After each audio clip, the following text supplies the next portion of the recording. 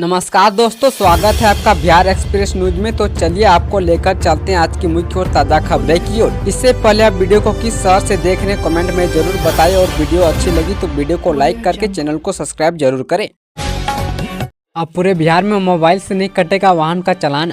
भागलपुर समेत पूरे बिहार में सब मोबाइल से चालान नहीं काटा जाएगा। इतना ही नहीं, अब HSD मशीन से भी सिर्फ SI रैंक के अधिकारी चालान काट पाएंगे। इसके नीचे अधिकारी या सिपाही अगर चालान करते पकड़े गए तो उन पर कार्रवाई की जाएगी। ये निर्देश अपर पुलिस महानिदेशक सुधांशु कुमार ने सभी SP व SSP को दिया है। बिहार में सुबह सुबह लगे भूकंप के झटके, पटना से पूर्णिया तक हिली धरती। बिहार में मंगलवार सुबह भूकंप के झटके महसूस हुए हैं। राजधानी पटना से लेकर मुजफ्फरपुर, समस्तीपुर, पूर्णिया, भागलपुर, मुंगेर, वैशाली सहित कई जिलों में धरती हिली। सुबह सुबह झटके लगने से लोग अचानक नींद से जाग गए और कई जगहों पर लोग डर के मारे अपने घरों के बाहर भी आ गए। आपदा प्रबंधन विभाग के अनुसार बिहार में अभी तक क्षति की सूचना नहीं है।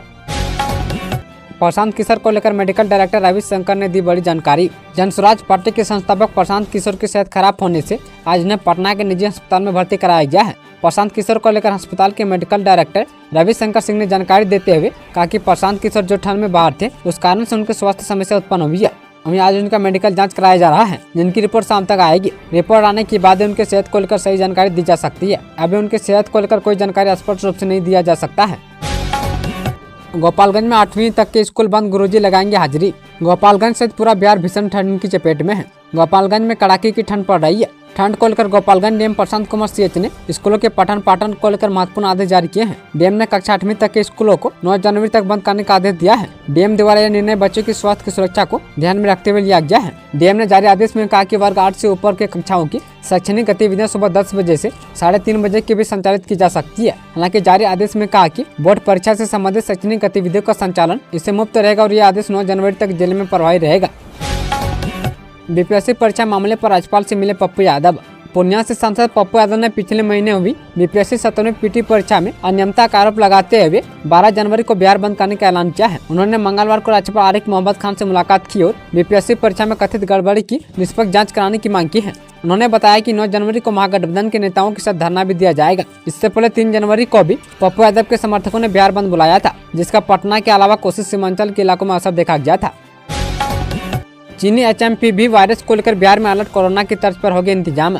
चीन में फैले HMV वायरस से मुकाबले को लेकर कोविड-19 के तर्ज पर सभी स्वास्थ्य संस्थानों में इंतजाम होंगे। बिहार के स्वास्थ्य विभाग ने सोमवार को केंद्र सरकार के दिशा निर्देश के बाद सभी जिलों की DM मेडिकल कॉलेज अस्पतालों के प्राचार्य व अधीक्षक सिविल सर्जनों को इस वायरस से बचाव के लिए कोरोना की तर्ज पर इंतजाम करने का निर्देश दिया है।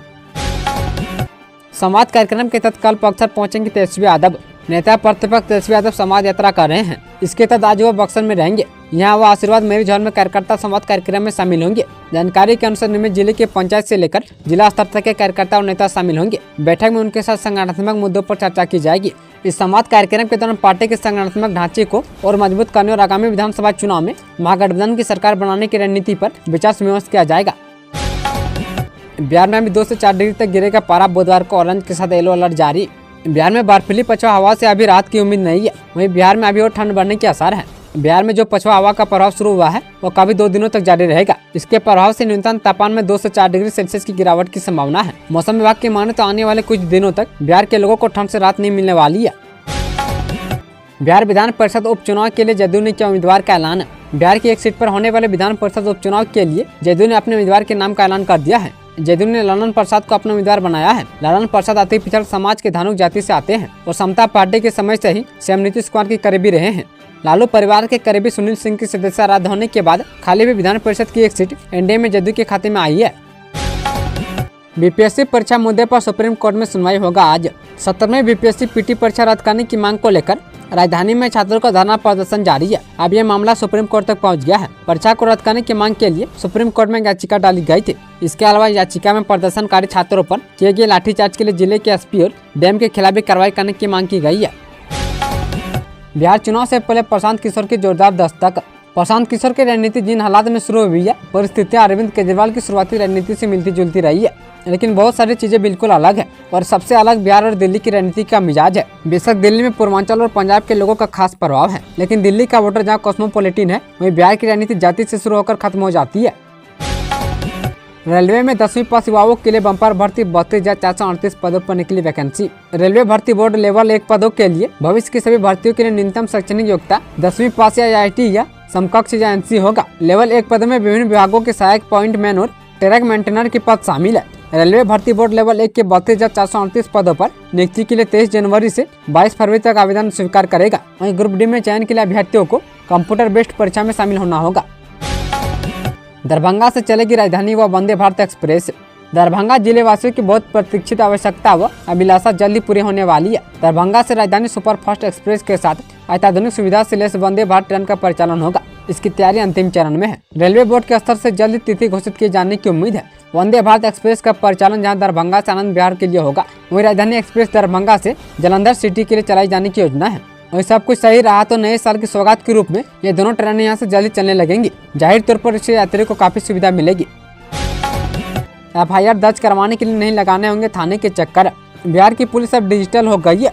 कई जेल में पुलिस के पास अपना वेबसाइट या ऐप भी है, पर उस पर उपलब्ध सुविधाओं में कुछ कमी देखने को मिल रही है। ऐसे में मोतिहारी के SP स्वर्ण प्रभात ने एक शानदार पहल किया है, जिसके बाद अब देश और दुनिया के किसी कोने से मोतिहारी के किसी भी थाने में FIR या सनाहा दर्ज करवाया जा सकेगा। मोतिहारी SP स्वर्ण प्रभात ने आज मोतिहारी पुलिस का ऐप और वेबसाइट लॉन्च किया है।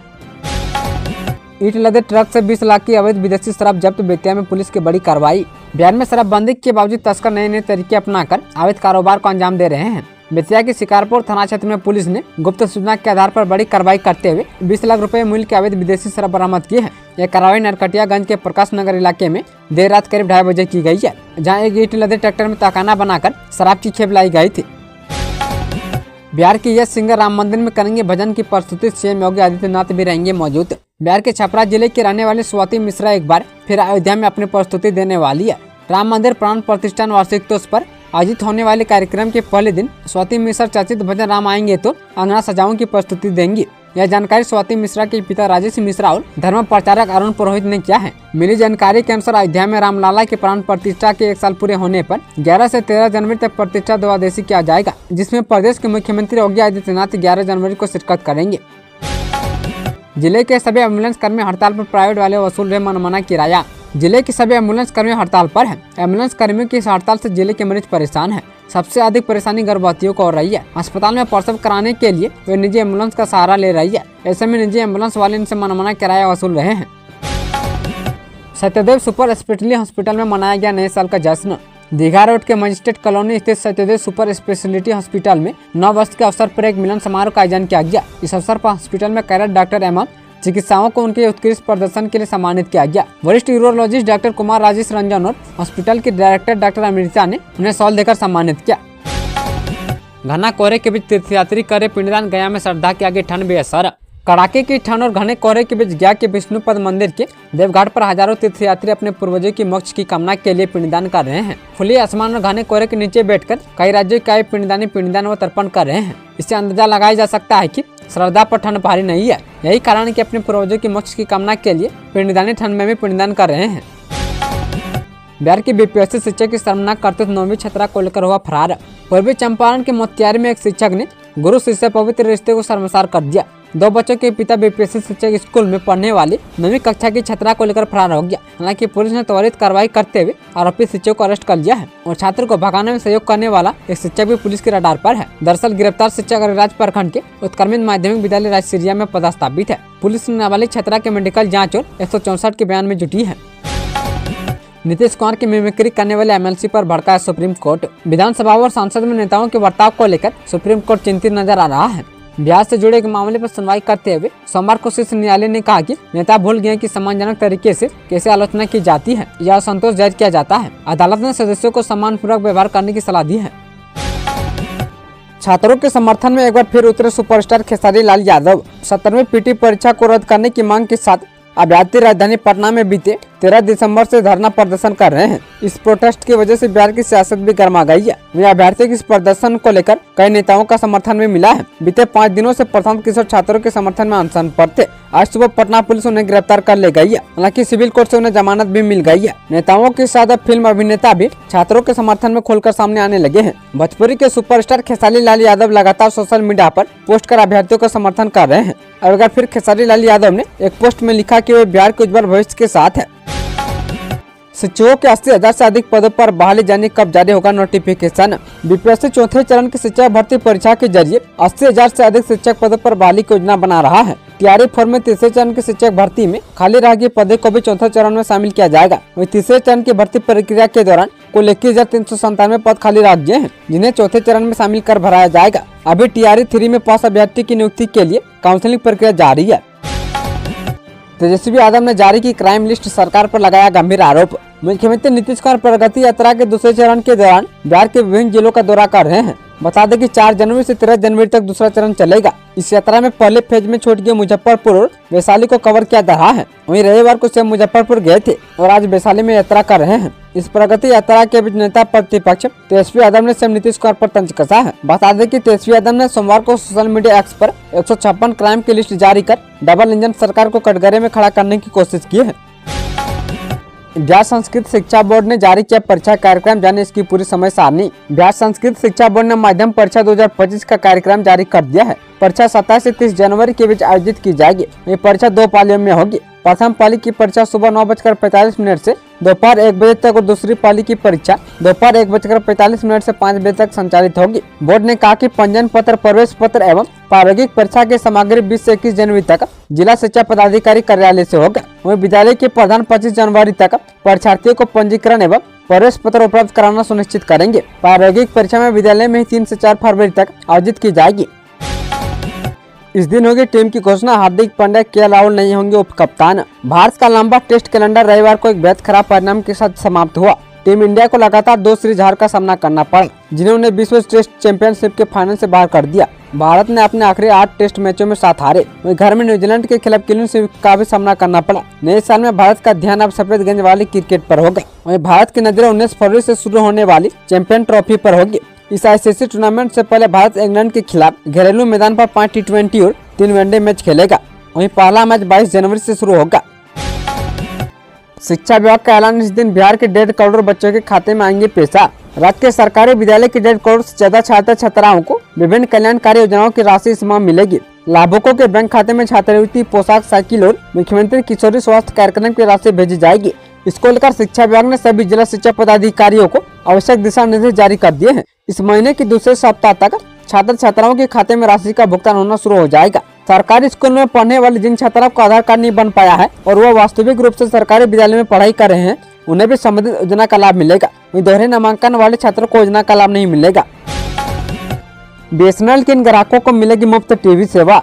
भारत संचार निगम लिमिटेड की ओर से ग्राहकों को लगातार नई सुविधाएं दी जा रही है। इसी कड़ी में बिहार के ग्राहकों के नाम एक अन्य सेवा जोड़ने वाली है। यह सेवा बीएसएनएल के फाइबर आधारित ब्रॉडबैंड कनेक्शन लेने वाले ग्राहकों के लिए होगा। इसमें उन्हें इंटरनेट टीवी सेवा मुफ्त में दी जाएगी। इस सेवा का लाभ बीएसएनएल के fibre to the home network का उपयोग करने वाले ग्राहकों को दिया जाएगा। महाकुंभ मेले को उड़ाने की धमकी देने वाला नासिर पठान पूर्णिया से गिरफ्तार। बिहार के पूर्णिया से एक युवक को उत्तर प्रदेश पुलिस ने गिरफ्तार किया है। इस युवक पर प्रयागराज में लगने वाले महाकुंभ मेले को उड़ाने की धमकी देने का आरोप है। धमकी सोशल मीडिया पर नासिर पठान नाम के फर्जी प्रोफाइल से दी गई थी। 31 दिसंबर को दी गई इस धमकी के बाद यूपी पुलिस ने जांच शुरू की और युवक को पकड़ा। गिरफ्तार युवक का असली नाम आयुष कुमार जायसवाल है। आयुष कुमार जायसवाल पूर्णिया जिले के भवानीपुर के शाहिदगंज का रहने वाला है। वो जय किशोर जायसवाल का बेटा है।